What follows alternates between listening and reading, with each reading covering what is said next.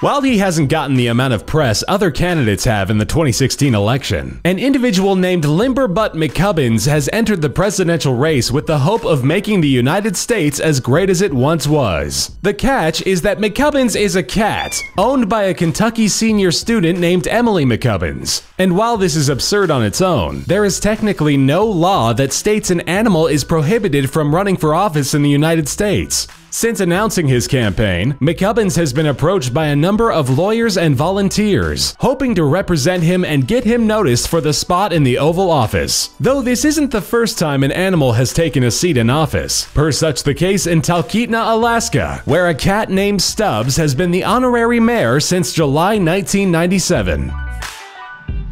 Famous satirist and now late-night TV show host Stephen Colbert's presidential campaign of 2008 is still up for debate in its legitimacy. Colbert, who attempted to run as a Democrat in his home state of South Carolina, was not allowed on the ballot by the South Carolina Democratic Party Executive Council and was thus forced to end his campaign in November of 2007. While Colbert was reportedly very serious about running, he has not talked at length about his campaign since, and it should be noted that the harrowing press schedule necessary for tours and speeches would have required his popular television show The Colbert Report to be temporarily taken off the air. And had he won, the show would not have been able to return until after his stint as president.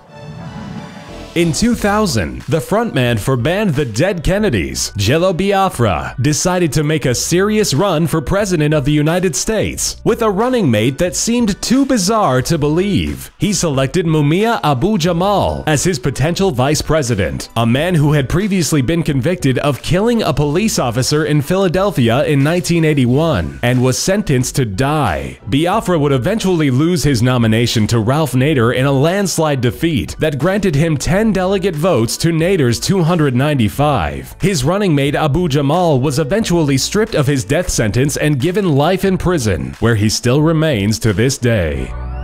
Performance artist Furman Supreme caused a stir in 2012 when he was running as a Democrat and made radical and strange promises to the American public if allowed a chance to act as president. His most famous stance was that he would issue a pony to every American citizen, instituting a new right that all U.S. citizens should be granted a small horse, even against their will. Supreme called his new version of America a pony-based economy. He also wished to push zombie education in schools and had a desire to implement zombie survival plans in case of an imminent apocalypse. Supreme touted himself a friendly fascist and also challenged candidate Ron Paul to have a panty wrestling match with then-President Obama to decide who really deserved the seat in the Oval Office.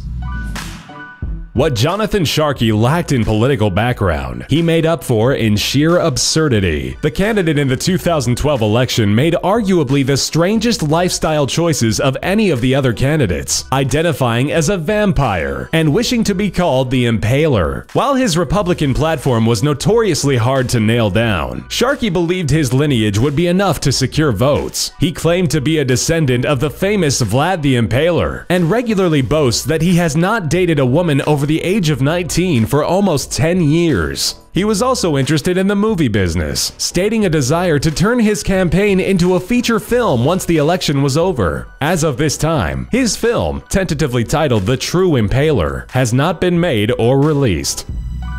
In the 1960s and 70s, a man named Gabriel Greene repeatedly ran for president against both Richard Nixon and John F. Kennedy, with a carefully calculated and impassioned political platform. Greene's biggest strike against him was his obsession with UFOs, having claimed to have studied them and have direct communication with extraterrestrials. He said his campaign was directly informed by individuals who lived on Venus and Mars, and that these aliens knew the plight of humankind and had selected him as the perfect candidate. Greene spoke at rallies all along the southern coast of California before finally excusing himself from the presidential race and endorsed John F. Kennedy.